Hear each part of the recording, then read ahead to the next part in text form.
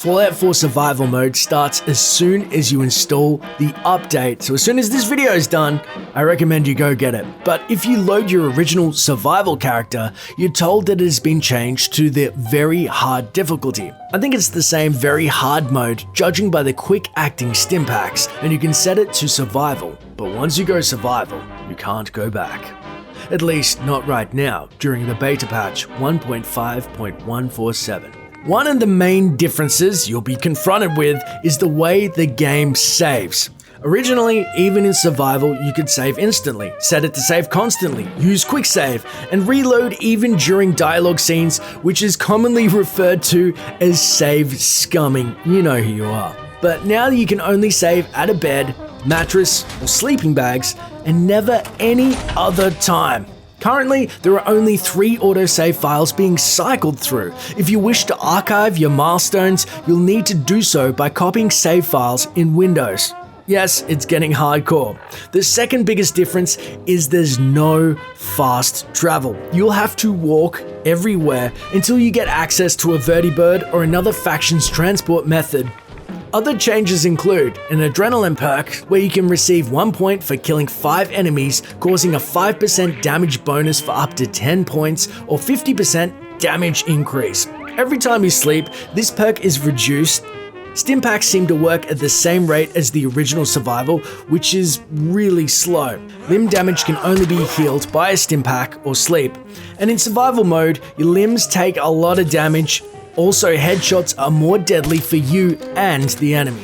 The compass has been changed so that you no longer see enemies on it unless they have been first tagged with a recon scope, and you'll now have to be closer to a location before it appears on your compass.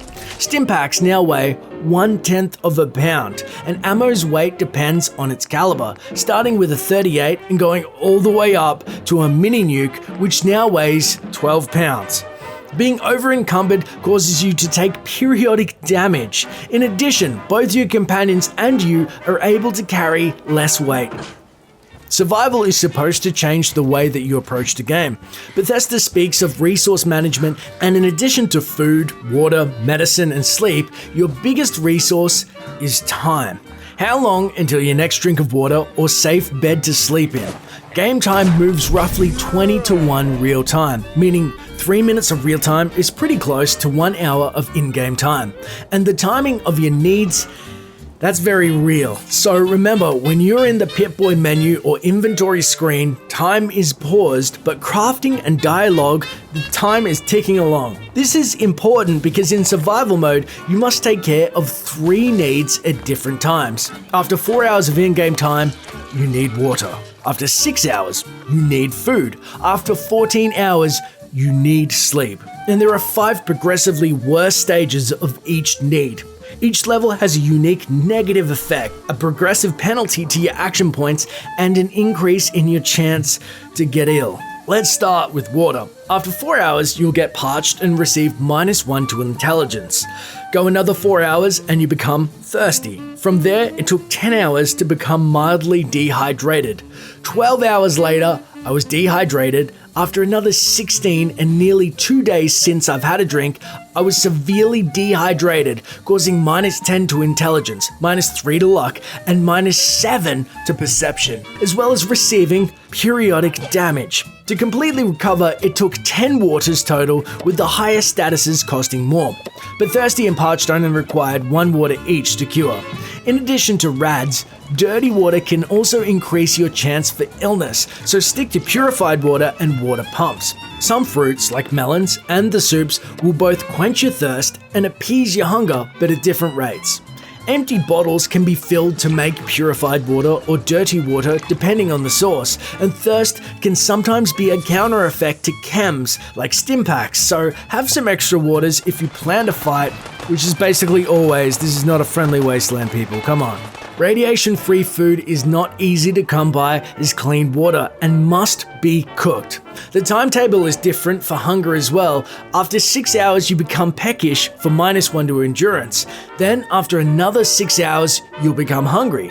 Then if you go 12 hours more with no meal, you become famished. 12 hours from there and you become ravenous. Then it took 28 hours more to begin starving, which carries -5 to charisma, -10 to endurance, and -3 to luck, and of course periodic damage. The amount of hunger satisfied varies from food to food. When you're hungry, the food no longer heals or causes any additional benefits, and Bethesda mentioned that the value of food might be a good indicator of how well it works. One grilled rad roach isn't worth much, but add 4 grilled rad stags, and I went all the way from starving to fed. Radaway has the counter effect of increasing your hunger. If you're doing supply lines, cooked meat can't be shared, but any connected cooking stations can use raw meat from all shared settlements to prepare your meal. This works for all crafting materials. For example, you can't access the stim packs in your other settlements, but you can craft them if you have the ingredients in your supply chain, which is actually kinda helpful and probably needed. Sleep has recently changed from a 24 to a 14-hour cycle, meaning every 14 hours of game time, you're required to sleep or you will become tired, which causes -5 to AP refresh rate. 14 hours later, you're overtired, then 14 hours more, you're weary, another 14 hours, and you're exhausted. If you can stay awake for a final 14 hours, you'll be incapacitated and you can no longer run, as well as receiving -75 AP refresh rate, -4 to agility, -3 to luck, and -6 to strength. There's no set limit on how much sleep will cure your tiredness, but to become completely rested, you'll need a proper bed. A sleeping bag will only relieve you up to a weary state. On a dirty mattress, you can get up to 5 hours of sleep, taking your status to tired, and rumor has it that sleeping for 8 hours or more can prevent illnesses like insomnia. The last new status is illness, and there are 6 different types: insomnia, lethargy, fatigue, parasites, infection, and weakness. Once you become ill, no matter which one, the only way to cure it is with antibiotics or a trip to the doctor. Antibiotics are a rare resource, and you'll need the chemist perk at intelligence level 7 to craft them. Each illness has its own unique effects that can be prevented with herbal supplements, as long as you take them before contracting the disease. There are 3 types of supplements, and each prevent 2 types of illness.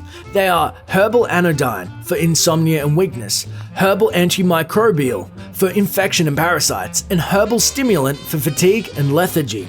The supplements can be crafted at a chemist station with no perk, and the newest patch changed the ingredients so that they all now require 1 glowing fungus, 2 purified waters, and an assortment of wild-growing flowers and blossoms.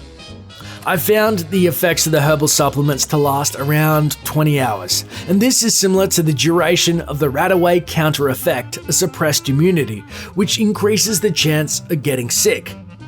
Fatigue is the term for the negative effect on your AP bar, but you can also become fatigued, which is an illness causing you to require frequent sleep. That's not nearly as bad as lethargy, which reduces AP refresh rate by 50%. Parasites come from consuming raw food and dirty water, much like real life. As their host, you require more food to cure your hunger and somewhat probably feed the parasites. Getting an infection, on the other hand, causes periodic damage as the infection spreads and will kill you if not dealt with. They say if you don't sleep well, you'll get insomnia, which requires more sleep to become rested.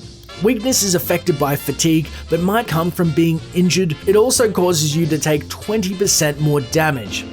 The exact causes of the 6 illnesses are not yet known.